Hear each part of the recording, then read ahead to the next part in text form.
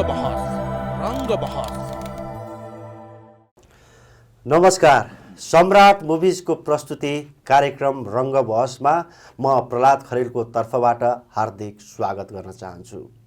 आदरणीय दर्शकवृन्द, हामीले कार्यक्रम रङ्गबहसमा रङ्गमञ्च, चलचित्र अनि विभिन्न कलासँग सम्बन्धित व्यक्तित्वहरूसँग गन्थन, मन्थन, छलफल अनि बहस गर्दै आइरहेका छौँ। हाम्रो उद्देश्य भन्नु नै पुरानोलाई सम्मान अनि नयाँलाई प्रोत्साहन गर्नु हो। सोही सिलसिलामा विगत एक दशक लामो समयदेखि रङ्गमञ्च, टेलिचलचित्र अनि चलचित्रहरूमा आफ्नो अभिनय क्षमता पस्कँदै आउनुभएका रङ्गकर्मी, निर्देशक अनि अभिनय प्रशिक्षक श्री पुष्पराज अवस्थी हाम्रो स्टुडियोमा आइसक्नु भएको छ। आउनुहोस्, उहाँलाई स्वागत गरौँ। तपाईलाई कार्यक्रम रङ्गबहसमा हार्दिक स्वागत छ। धन्यवाद। अहिले के गर्दै हुनुहुन्छ? केमा व्यस्त हुनुहुन्छ? अहिले पछिल्लो समय म बाल रङ्गमञ्चमा काम गरिरहेको छु। विभिन्न विद्यालयमा अनि विभिन्न बालबालिकाहरूसँग सम्बन्धित संस्थाहरूमा बाल रङ्गमञ्चको बारेमा प्रशिक्षण दिइरहेको छु। त्यसै गरी भर्खरै मैले दिपेन्द्र खनाल दाईको नयाँ चलचित्र चिसो मान्छेमा पनि अभिनय गरेर अहिले चाहिँ बसेको अवस्था हो। तपाईँ यो पछिल्लो पल्ट विशेष गरी बालबालिकाहरूको लागि रङ्गमञ्चमा कसरी अगाडि बढाउने, कसरी उहाँहरूलाई चाहिँ नाटक प्रशिक्षण दिने, अभिनय प्रशिक्षण कसरी गर्ने भनेर बाल रङ्गमञ्चमा बढी केन्द्रित हुनुहुन्छ। खासमा बालक बालिकाहरूले रङ्गमञ्चको बारेमा बुझ्नु जरुरी किन? सबैभन्दा पहिला त भोलिको रङ्गमञ्च धान्ने भनेकै यी बालबालिकाहरूले नै हो। जस्तै अब नयाँ पुस्ता भने अबको नयाँ पुस्ता भनेको यी बालबालिकाहरू नै हो र रङ्गमञ्चले पनि एउटा नयाँ पुस्ता पाउँछ अहिलेदेखि नै बेस भयो भने एउटा कुरा। अर्को कुरा, बालबालिकाको लागि रङ्गमञ्च निकै महत्त्वपूर्ण पनि छ। के मानेमा भन्नुहुन्छ भने रङ्गमञ्चले जीवन जिउने कला सिकाउँछ, होइन? जीवनको बारेमा बुझ्छन् बच्चाहरूले। त्यसै गरिकन पढाइसँग सम्बन्धित हेर्नुहुन्छ भने रङ्गमञ्चले गर्दा बच्चाहरूमा क्रिएटिभिटी बढ्छ। त्यसै गरी उनीहरूको व्यक्तित्व विकास पनि हुन्छ र जुन बच्चाहरूमा डर हुन्छ, जुन लाज मान्ने हुन्छ, यो सबै कुराहरूको चाहिँ डर हटाउने, लाज हटाउने चाहिँ रङ्गमञ्चले गर्छ। त्यही भएर एकदम निकै प्रभावकारी छ। रङ्गमञ्चले व्यक्तित्व विकासमा निखारता लिएर आउँछ भन्ने तपाईँको कुरा भयो। तर तपाईँ चाहिँ विशेष फोकस चाहिँ बाल रङ्गमञ्चतिर किन? मैले अघि पनि भने बाल रङ्गमञ्चमा किन फोकस छु भने जस्तै भोलिको रङ्गमञ्च त आखिर धान्ने त बालबालिकाहरूले हो नि त। जस्तै अहिलेदेखि नै उहाँहरू प्रिपेयर भयो भने भोलि रङ्गमञ्चले राम्रो कलाकार पाउँछ, राम्रो मान्छे पाउँछ। भविष्यको लागि मात्रै कि तपाईँको? त्यसै गरी अर्को पनि छ, म भन्दै जोड्दैछु। अनि त्यसै गरी एउटा चाहिँ बच्चाहरूसँग काम गऱ्यो भने बालबालिका कामसँग नयाँ आइडियाहरू पनि आउँछ। उहाँहरूसँग चाहिँ नयाँ नयाँ आइडियाहरू पनि हुन्छ, अरू सिक्ने मौका पनि पाइन्छ कि मेन कुरा। अनि त्यही भएर पनि बालबालिकाहरूसँग चाहिँ म काम गरिरहेको छु। बालबालिकाले चाहिँ रङ्गमञ्चबाट के पाउँछन् त? बालबालिकाले भनेको मैले अघि भने सबैभन्दा पहिला त बालबालिकाले चाहिँ जीवन जान्ने मौका पाउँछन्, एक नम्बर। त्यसै गरी चाहिँ उनीहरूको चाहिँ अब चाहिँ विभिन्न सिपहरू विकास हुन्छ। जस्तै क्रिएटिभिटी बढ्छ, कन्फिडेन्सहरू बढ्छ, डर लाजहरू हटाएर जान्छ। यी कुराहरूमा चाहिँ उनीहरूलाई फाइदा हुन्छ। नाटक सिक्नुभन्दा अगाडि, रङ्गमञ्चको ज्ञान लिनुभन्दा अगाडिको बालबालिका अनि त्यस पछाडि जब प्रशिक्षक लिइसके पछाडिको बालबालिकाहरूको अभिभावकहरूको प्रतिक्रिया चाहिँ कस्तो आउँछ तपाईँलाई? पहिलाभन्दा अहिले अभिभावकहरू चाहिँ एकदमै उत्साहित हुनुभएको छ रङ्गमञ्चलाई लिएर। जस्तै पहिला चाहिँ नाटक पढ्न छोडेर स्कुलमा त पढ्न पठाएको नाटक भन्ने प्रतिक्रिया आउँथ्यो। तर अहिले चाहिँ अभिभावकहरू मेरो छोराछोरीलाई पनि नाटकमा राखिदिनुहोस् न भन्ने टाइपको, जस्तै एकचोटि नाटक गरिसक्नु भएको छ भने पनि अर्कोचोटि पनि सर प्लिज गरिदिनुहोस् न भन्ने टाइपको पोजिटिभ प्रतिक्रियाहरू आउँछ। त्यसै अन्तर्गत चाहिँ अहिले चाहिँ बढीभन्दा बढी बालबालिकाहरू चाहिँ रङ्गमञ्चमा चाहिँ सक्रिय भइरहेका छन् कि अहिले। त्यसै गरी तपाईँ पछिल्लोपल्ट सुदूरपश्चिममा पनि एकदमै क्रियाशील हुनुभयो। हजुर, सुदूरपश्चिममा चाहिँ नाटकको अवस्था कस्तो छ? सुदूरपश्चिममा नाटकको अवस्था भन्नुहुन्छ भने अझै पनि सुदूरपश्चिमका अधिकांश मान्छेलाई रङ्गमञ्च के हो भन्ने कुरा थाहा छैन। अधिकांश मान्छेलाई हामी सुदूरपश्चिमबाट जन्मेका, सुदूरपश्चिमबाट आएर काठमाडौँमा रङ्गमञ्चमा काम गर्ने थुप्रै मान्छेहरू छौँ। तर हामीले आफ्नै ठाउँमा हाम्रो पेसा, हाम्रो रङ्गमञ्चको बारेमा ज्ञान दिन सकेका छैनौँ। हाम्रै घरका परिवारका सदस्यले पनि कसैले तेरो छोरा के गर्छ भनिसकेपछि परिवार सदस्यलाई खुलेर मेरो छोरा यो गर्छ भन्न सक्ने अवस्था छैन। किनभने रङ्गमञ्च भने के हो थाहा छैन। जस्तै मैले गएर के गर्छस् भन्दाखेरि मैले नाटक गर्छु भन्दाखेरि कुन टेलिभिजनमा आउँछ, होइन रङ्गमञ्च गर्छु भन्दाखेरि रङ्गमञ्च भने के हो यस्तो अवस्था छ। त्यो किन छ? किनभने हामीले रङ्गमञ्चको बारेमा ज्ञान दिन सकेका छैनौँ। अहिलेसम्म एउटा पनि नाटक घर खुलेको छैन। अब यही सोचेर चाहिँ मैले चाहिँ अहिले सुदूरपश्चिमतिर केन्द्रित भएर पनि काम गर्दैछु। सुदूरपश्चिममा केही नसके पनि एउटा मैले गरिरहेको पेसा रङ्गमञ्च भने के हो चाहिँ ज्ञान दिन खोजिरहेको छु।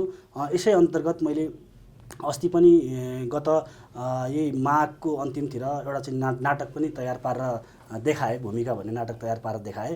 अनि त्यसै गरी अहिले चाहिँ नाटक गर्न नभएको अवस्था हो र नयाँ नाटकहरूको निर्माणको प्रक्रियामा पनि छौँ र अहिले मैले चाहिँ 80 जना अट्ने अस्थायी नाटकघर चाहिँ हामीले नै निर्माण गऱ्यौँ। एकदम सकारात्मक, एकदमै राम्रो कुरा। अनि यो जुन भूमिका भन्ने नाटक हजुर यो कस्तो विषयवस्तुमा आधारित थियो? यो एकदमै राम्रो कुरा गर्नुभयो तपाईँले। म चाहिँ खास सुदूरपश्चिममा अहिले बालबालिकासँगै बढी काम गर्ने भएर सुदूरपश्चिमको अत्तरियामा रहेको एभरेस्ट एकाडेमीले चाहिँ 1 हप्ताको अभिनय कार्यशाला बालबालिकाहरूलाई नै अभिनय प्रशिक्षण पहिला दिनुभयो। अभिनय प्रशिक्षण मैले 1 हप्ताको दिन गएको थिएँ यहाँबाट होइन। अभिनय प्रशिक्षण दिँदै जाँदाखेरि मैले चाहिँ बाटोमा विभिन्न व्यक्तिहरू नारा लगाइरहेको देखेँ। जस्तै भागरथी भट्ट केस यहाँहरूलाई पनि थाहा होला, भागरथी भट्ट बलात्कार भएर हत्या प्रकरण। त्यसमा चाहिँ बाहिर धेरै नारा जुलुस भइरहेको थियो। अनि चाहिँ म त्यही बाटोबाट हिँड्थेँ। अनि मैले पनि सोचेँ यो भनेको यही ठाउँमा यो घटना घटेर सबैले आफ्नो तर्फबाट विरोध गरिरहेछन्, किन हामीले रङ्गमञ्चबाट नगर्ने? र मैले यहाँ अभिनय प्रशिक्षण दिइरहेको छु भने किन यी बच्चाहरूलाई मैले यसको बारेमा नाटकबाट चाहिँ मैले सरकारलाई प्रेसर किन नदिने होइन? त्यही भनेर चाहिँ नाटक निर्माणको चाहिँ मलाई रहर आयो। अनि त्यसपछि त्यही एभरेस्ट एकाडेमीकै प्रिन्सिपल इस्माइल चौधरी सर हुनुहुन्छ, उहाँसँग कुरा गर्दाखेरि उहाँ पनि एकदमै पोजिटिभ हुनुभयो र म चाहिँ 1 हप्ता बस्न गरी गएको। अनि 1 हप्ता थपेर त्यसलाई चाहिँ नाटक निर्माण गरेर आएको, खास चाहिँ सरकार दबाब स्वरूप। र अर्को कुरा भनेको सुदूरपश्चिममा नाटक के हो, रङ्गमञ्च के हो भनेर देखाउनलाई पनि एउटा नाटक निर्माण गरेको थियो। त्यहाँको कस्तो प्रतिक्रिया पाउनुभयो तपाईँले जब उहाँहरूले नाटकलाई राम्रोसँग बुझ्नुभएको थिएन? त्यो अवस्थामा आएर तपाईँको अहिलेको अब नाटक जुन हेरिसकेपछि दर्शकहरूले प्रतिक्रिया कस्तो जनाउनु भयो? सुरुमा चाहिँ के थियो भने त्यही त हामी नाटक देखायौँ, बनायौँ र अब चाहिँ नाटक देखाउनु पऱ्यो। कसलाई देखाउने भनेपछि हाम्रो टार्गेट भनेको त भोलि पर्सि सुदूरपश्चिममा त रङ्गमञ्चको पनि खाँचो छ नि त। त्यही भएर हामीले सुरुको चाहिँ विशेष एउटा त्यहाँका विशिष्ट व्यक्तित्वहरूलाई चाहिँ बोलायौँ। विभिन्न राजनीतिक कर्मीहरू, त्यसै गरी समाजसेवीहरू, महिलाका हकहितसम्म लड्ने सङ्घ संस्थाहरू, अनि त्यसै गरी चाहिँ उद्योग वाणिज्य सङ्घहरू, पेप्सनकाहरू, त्यसै गरी विभिन्न पत्रकारहरूलाई हामीले डाक्यौँ विशेष सोको लागि। डाकिसकेपछि उहाँहरू सुरुमा चाहिँ आउँदाखेरि चाहिँ नाटकै त हो नि, मतलब उहाँले चाहिँ नर्मलै त्यो रङ्गमञ्च भन्ने थाहा थिएन, रमाइलो गर्न पाइन्छ अथवा मजा आउँछ, हँसाउँछन् भनेर आउनु भएको थियो। त्यसरी नै आउनु भएको हामीले बुझ्यौँ पछि। र जब उहाँले नाटक जुन नाटक घर छिर्ने बित्तिकै जुन हामीले एउटा फिल दिन सक्यौँ उहाँहरूलाई छिर्ने बित्तिकै, अनि त्यसै गरी नाटक हेरिसकेपछिको उहाँहरूको प्रतिक्रियाले हामी एकदमै उत्साहित भयौँ, एकदमै उत्साहित। उहाँहरू पनि धेरैको प्रतिक्रिया यही थियो, हामी त नाटक के होला भनेर आएको, तर साँच्चीकै हामी नआएको भए एउटा छुट्दा रहेछौँ। साँच्चीकै रङ्गमञ्च भने यस्तो हुँदो रहेछ, साँच्चीकै सुदूरपश्चिममा नाटकहरूको ऊ छ भनेर। अर्को दिन पनि त्यहाँका विभिन्न स्थानीय पत्रपत्रिकाहरूले, सबैले, मिडियाकर्मीहरूले विभिन्न साथ दिनुभयो र त्यहाँ आएका दर्शकहरूले पनि अब नाटक घर निर्माणका लागि निर्माणका लागि हामी सहयोग गर्ने प्रतिबद्धता पनि जनाउनु भएको छ। मलाई एउटा कुरा यतिखेर तपाईँलाई सोध्न मन लागेको। हजुर, यो संवेदनशील हजुर, मुद्दाहरूलाई उठाउँदाखेरि विशेष गरी बालबालिकाहरूलाई नै लिएर काम गर्दा र बालबालिकाकै समस्यालाई लिएर जुन यो बलात्कारका कुराहरूलाई लिएर चाहिँ नि नाटक तयार पार्दा ती कलाकारहरूमा कस्तो किसिमको असर पर्यो साइकोलोजिकल्ली रूपमा? उहाँहरूको सोचाइ कस्तो रह्यो? अब जस्तै सबैभन्दा पहिला त हामी बालबालिकालाई लिएर नाटक गर्छौँ भने त सबैभन्दा पहिला मलाई लाग्छ बालबालिकाकै इस्यु भए राम्रो हो कि होइन। अनि जस्तै कुरा अरू कुरा गर्नुभयो तपाईँले, चाहिँ जस्तै बलात्कारकै घटनाको कुरा गर्नुभयो। अब त्यसमा पनि हामीले नाटकमा चाहिँ अब बलात्कारकै दृश्य देखाउनु पर्दाखेरि पनि हामीले सिम्बोलिकमा काम गर्छौँ, फिजिकल मुभमेन्टमा काम गर्न सक्छौँ। उनीहरूलाई त्यो नाटकमा पनि हेरास नहोस् होइन, त्यसरी पनि हामी फिजिकलमा काम गर्छौँ। र अर्को कुरा चाहिँ उहाँहरूलाई आफ्नै विषयवस्तु, आफ्नै चाहिँ एज ग्रुपको हुँदाखेरि चाहिँ एकदमै उत्साहित बच्चाहरू, एकदमै उत्साहित। र अब पनि अझ चाहिँ भनौँ न एउटा खालको ऊर्जा पनि थपिएको छ बच्चाहरूमा। विशेष त उहाँहरूमा आफ्नो एउटा चेतना पनि विकास भयो। अनि त्यस पछाडि जुन ह्यारेसको कुराहरू हुन्छ बालबालिकाहरूमा पनि त्यो किसिमका चाहिँ नि समस्याहरू छन्। आफ्नै घर परिवार समाज विद्यालयमा ती समस्याहरू छन्। त्यस्ता किसिमका समस्याहरू पनि त्यहाँ उठान भए तपाईँको यो प्रशिक्षणको क्रममा? होइन त्यो पनि हामीले गऱ्यौँ, त्यो पनि हामीले जुन चाहिँ वर्कसपमै एउटा दिन पर्थ्यो त्यो पनि गऱ्यौँ। जस्तै अहिले हामीले चाहिँ हत्या के अरे बलात्कारपछि हत्या प्रकरण गऱ्यौँ। त्यसै गरी विभिन्न समस्याहरू छन्। सम्राट मुभिज प्राइभेट लिमिटेड। हाम्रा सेवाहरू व्यावसायिक भिडियोग्राफी, फोटोग्राफी, फोटो तथा भिडियो सम्पादन।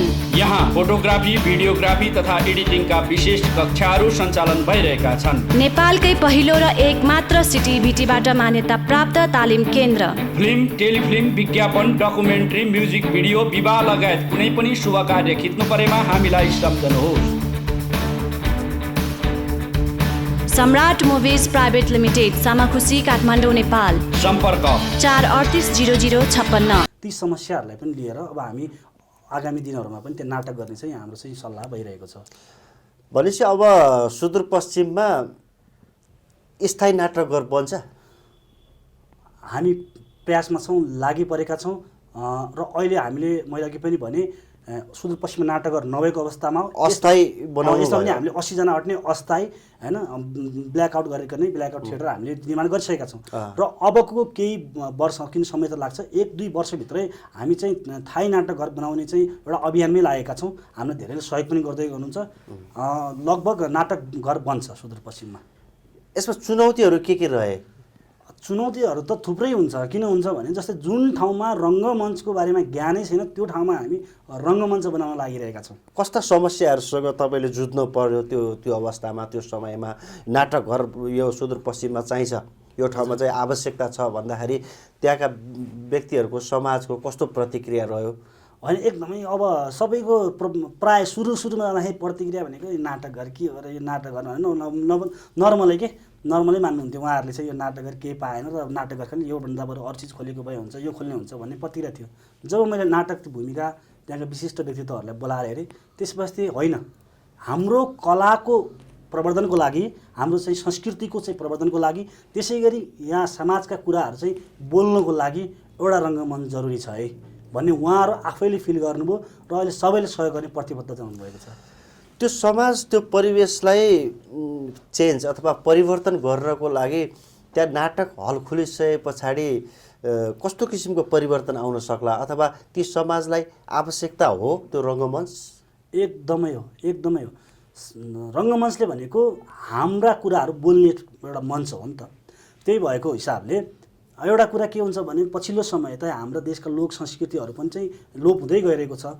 अब आउने पुस्ताहरूले चाहिँ संस्कृतिहरू, आफ्ना संस्कृति, लोक संस्कृतिहरू बिर्सेर विदेशी संस्कृतिहरू एडप्ट गरेर आएको पनि प्रक्रिया चलन छ भने यसले गर्दा त हाम्रो एउटा संस्कृति उत्थान हुन्छ। संस्कृति उत्थान, हामी धर्म कर्ममा यति हामी चाहिँ हामी लागिराखेका हुन्छौँ, यत्रो खर्च गरेर राखेका हुन्छौँ भने अब त्यो जो रङ्गमञ्चबाट हामी संस्कृतिको प्रवर्धन गर्दैछौँ त्यसले चाहिँ समाजलाई अफकोर्सली फाइदा गर्छ। त्यसै गरी समाजमा चाहिँ उठाउन नसकेको विषयवस्तु, नर्मल रूपमा उठाउन नसकेका विषयवस्तु हाम्रो नाटकबाट उठाइदिँदाखेरि समाजमा धेरै पक्षहरूलाई लाभ हुन्छ।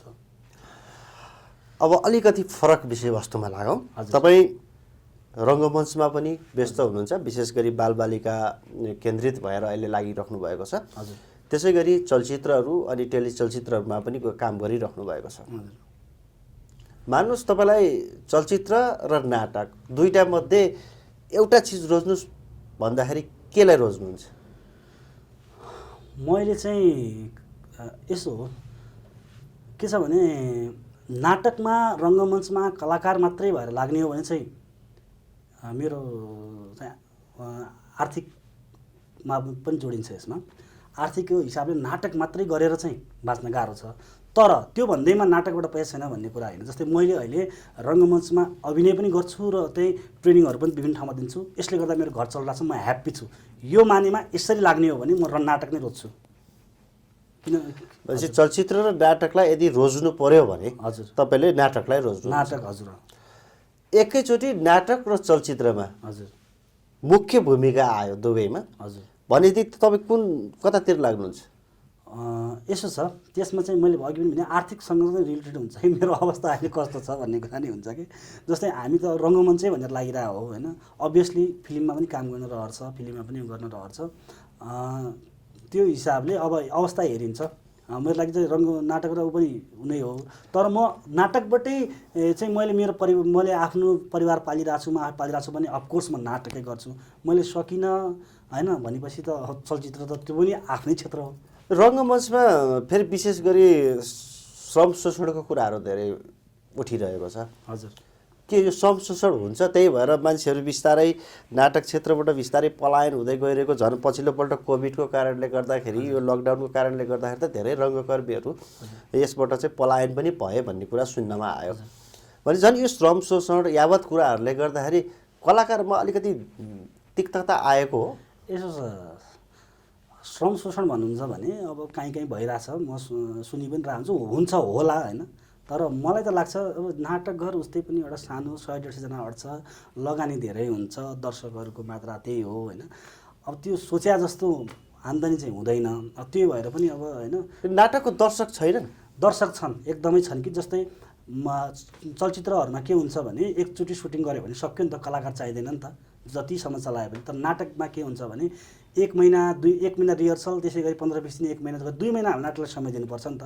र 2 महिना जसरी हामीले श्रम दिएको छौँ नि त, त्यो बराबर त हामीले त नाटकबाट पक्कै पनि कमाउन सक्दैन। हाम्रो श्रमको मूल्य त पक्कै पनि किन त कलाकारहरू व्यावसायिक बन्न नसकेका त? यसका चाहिँ के कारणले गर्दाखेरि उनीहरू त्यति व्यावसायिक हुन सकेनन् अथवा उनीहरूको उचित पारिश्रमिक आइरहेको छैन?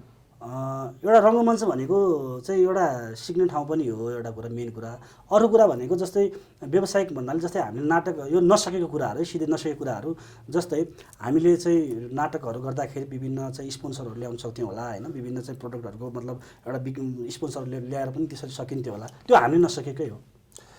तपाईँहरूले नचाहेको कि अथवा चाहेर पनि त्यो किसिमको तपाईँहरूलाई चाहिँ नि स्पोन्सरहरूले वास्ता नगरेको कि के हो त? त्यो भनेको सिधै भन्नुपर्दा नसकेको, पहुँच नपुगेको चलचित्रहरूमा अथवा चाहिँ अरू सांस्कृतिक कार्यक्रमहरूमा चाहिँ त्यस्ता किसिमको चाहिँ प्रोडक्टहरूले साथ दिन्छन्, तर नाटकमा चाहिँ दिँदैन होइन। त्यही पनि के छ भने मैले चाहिँ मेन स्पेसली म आफ्नो कुरा गर्ने हो भने मैले सबै कुरा बोलिरहेको छु। मेरो कुरा गर्नुपर्दा चाहिँ म चाहिँ बालबालिकासँग मैले जति निर्देशन गरेँ म्याक्सिमम् मैले बाल नाटकहरू नै गरेको छु। र मैले गर्दाखेरि रेगुलर सो गरे पनि मैले चाहिँ बुकिङ सो मात्रै गर्छु। र हाम्रो त ठिक छ, हामी त जस्ट बुकिङ गर्छौँ, जतिवटा बुकिङ आयो त्यही सो गर्छौँ, हामी त ठिक छ। यसरी पनि गर्न सक्नु पऱ्यो, यो पनि त एउटा माध्यम हो नि त। बुकिङ गरेर पहिले सेफ होइन, हामी चाहिँ यसरी गरिरहेको छौँ, म चाहिँ गरिरहेको छु यसरी नै होइन, आफ्नो हिसाबले। मैले अरूको लागि चाहिँ बोल्दाखेरि त्यसरी भनेको जस्तै तपाईँहरू पनि गर्नुहोस्। जस्तै तपाईँको अब कस्तो छ भने रङ्गमञ्चमा एउटा नाटक गर्नुहुन्छ अनि चाहिँ बालबालिकालाई चाहिँ बुकिङ ल्याइदिनु भन्नुहुन्छ कि, तर के हो भने त्यो बाल मनोविज्ञानसँग सम्बन्धित छ कि छैन, यो पनि त हुनु पर्यो। मैले यो सुनेको पनि छु, देखेको पनि छु। नाटकको बेलामा, नाटक प्रदर्शन गर्ने बेलामा तपाईँको अभिभावकले 10वटा टिकट चाहिँ किन्नै पर्छ भनेर चाहिँ जुन किसिमको थोप परिन्छ नि त, त्यो बालबालिकाहरूलाई राम्रो असर पार्छ त त्यसले? अनि अभिभावकलाई त्यसले आर्थिक भार पर्दैन? होइन, यो त एकदमै नराम्रो नै हो, यो त नराम्रो नै हो। जस्तै के हो भने जस्तै बाल मनोविज्ञान सम्बन्धी तपाईँले चाहिँ काम गर्दै हुनुहुन्छ भने बालबालिकाहरू साँच्चीकै अहिले धेरै चाहिँ बालबालिकादेखि उहाँको अभिभावकहरू पनि एकदमै चाहिँ रङ्गमञ्चप्रति आकर्षित भइसक्नु भएको छ। र यो भन्ने बित्तिकै आउनुहुन्छ, जसलाई मनै छैन भने त्यो उहाँहरूको इच्छा पनि भयो।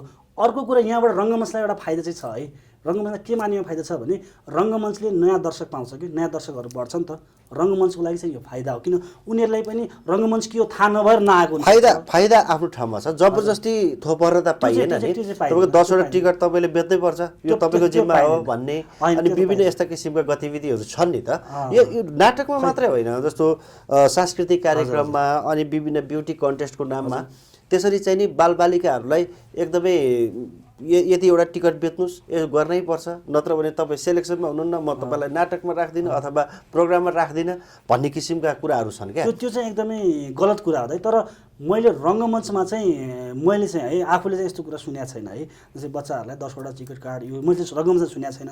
जस्तै अरू प्रोग्रामहरूमा चाहिँ जस्तै मैले मानव विभिन्न चाहिँ तपाईँको यो मिस के भनिराखेको हुन्छ त्यस्तो चाहिँ मैले सुनिराखेको छु होइन। रङ्गमञ्चमा चाहिँ मैले आजसम्म यो कुरा सुनेको छैन। हुन्छ होला नै भन्ने हो हामीले, हुन्छ होला, तर यो चाहिँ खास वास्तवमा सही मूल्याङ्कन चाहिँ होइन। अब आउने दिनमा तपाईँको उद्देश्य के छ? आउने दिनमा मेरो मेन उद्देश्य भनेको सबैभन्दा ठुलो उद्देश्य सुदूरपश्चिमबाट नाटक निर्माण गर्ने। म जन्मेको ठाउँ हो, मैले गर्ने पेसा सुदूरपश्चिमका सबैलाई थाहा होस् रङ्गमञ्च भने के हो। नाटक हलको स्थापना गर्न सुदूरपश्चिममा मेन उद्देश्य भनेको त्यसको अहिले अस्थायी रूपमा पनि ढाँचा तयार भइसकेको छ। हजुर, भएको छ। त्यसको नामाकरणहरू केही भयो कि अथवा त्यतिकै छ कि के छ? होइन, नामाकरण भन्नाले अहिले हामी के छौँ भने अस्थायी अहिले हामीले एभरेस्ट एकाडेमी भन्ने स्कुल छ, अहिले हामीले एभरेस्ट एकाडेमी हल भन्ने नै बनाएको छौँ स्कुल अन्तर्गत, किनभने आर्थिक पाटो पनि रिलेटेड हुन्छ जुन हामी सक्दैनौँ। अहिले त्यो एभरेस्ट एकाडेमीका प्रिन्सिपल हुन्छ इस्माइल चौधरी सर, उहाँले निकै सपोर्ट गरिराख्नु भएको छ। अनि त्यसले गर्दाखेरि हामी अहिले एभरेस्ट एकाडेमी हलै भनेर राखेका छौँ र अब हामी जग्गाको प्रोसेसमा छौँ। त्यो भइसकेपछि एउटा छुट्टै नाटक ग्रुप बनाएर त्यसरी हामी जान्छौँ र त्यो सँगै हाम्रो सहकार्यमा चाहिँ एभरेस्ट एकाडेमी पनि रहन्छ। हामी कार्यक्रमको लगभग अन्तिममा छौँ। अन्तमा केही भन्न पाए हुन्थ्यो अथवा सोधिदिए हुन्थ्यो जस्तो लागेको केही कुराहरू छन्? लगभग धेरै कुराहरू आइसक्यो, तर मलाई चाहिँ अब भन्न मन लागेको कुरा के छ भने दर्शकहरूलाई भन्न चाहन्छु, विगत केही समयदेखि कोरोनाले देश नै थला परेको अवस्था छ।